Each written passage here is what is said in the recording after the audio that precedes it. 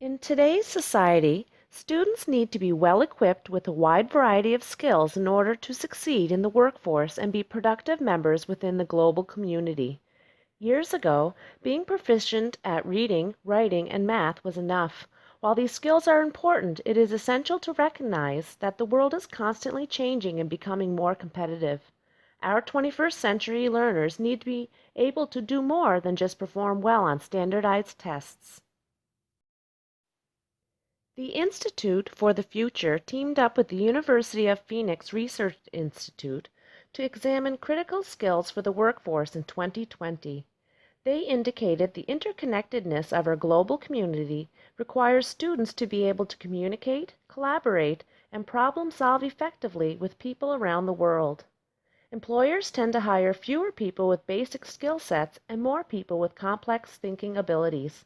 Our students need to be multiliterate, creative, and innovative to be successful in meeting global demands.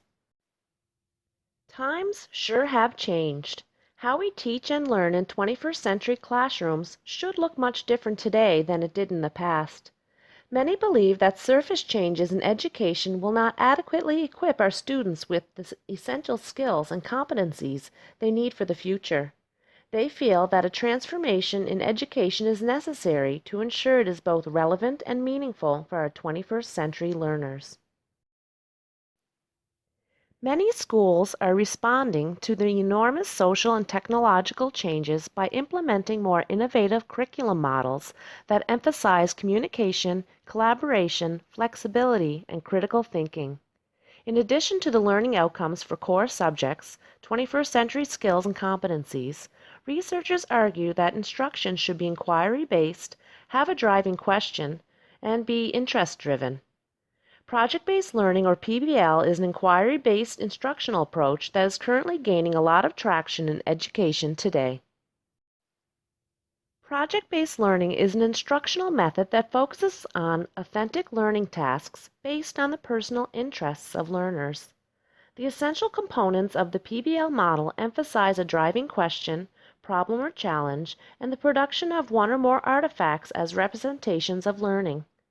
Purposeful PBL supports the teaching of 21st century skills while helping students develop a deeper understanding of curriculum content.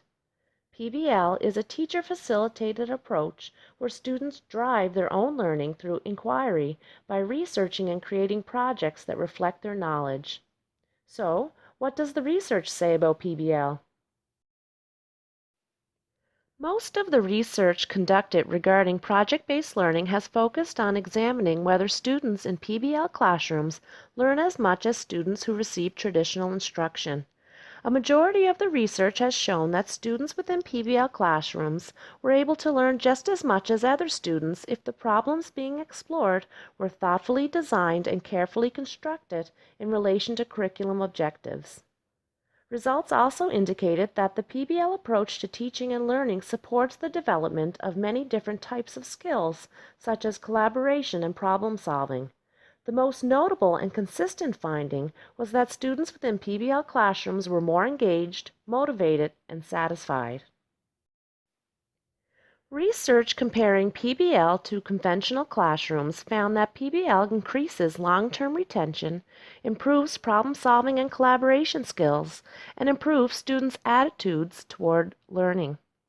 A study investigating the effectiveness of PBL by comparing instructional methods and student characteristics found PBL to be a more effective approach than traditional lecture discussion. Comparisons also provided evidence that students whose verbal ability was mid-range and below learned more in PBL classes than they did in the traditional classes.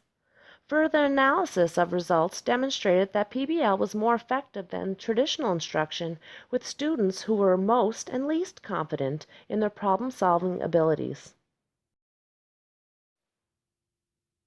Criticisms brought forward by professionals implementing PBL mainly included the significant demand of teachers' time for planning and gathering materials, as well as the time constraints associated with the implementation of PBL. PBL can be challenging to implement, especially with the growing amount of curriculum objectives. It can be difficult for teachers to justify the amount of time required to complete meaningful, in-depth inquiries.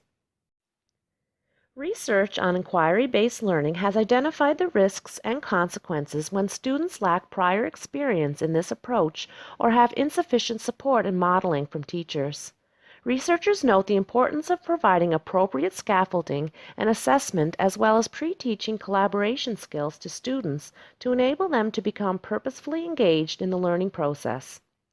The main challenge for teachers, then, is to learn how to juggle a host of new responsibilities and implementation issues. Teachers must be able to design and support inquiry-based lessons that meet a variety of criteria, such as covering key subject concepts, balancing direct instruction with inquiry opportunities, scaffolding the learning of individual students through modeling and feedback, facilitating learning among multiple groups, and developing assessments to guide the learning process.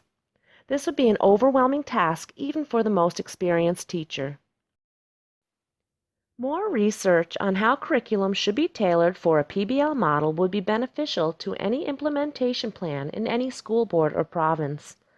Researchers indicate that further study is needed to determine the effectiveness of PBL with lower achieving students and students who typically do not succeed in school, and recommend that at-risk students be assessed by multiple measures, not just verbal ability. Future PBL research should focus on the learning outcomes that are more difficult to measure, such as level of understanding, content retention, application of knowledge, self-management, and problem-solving skills.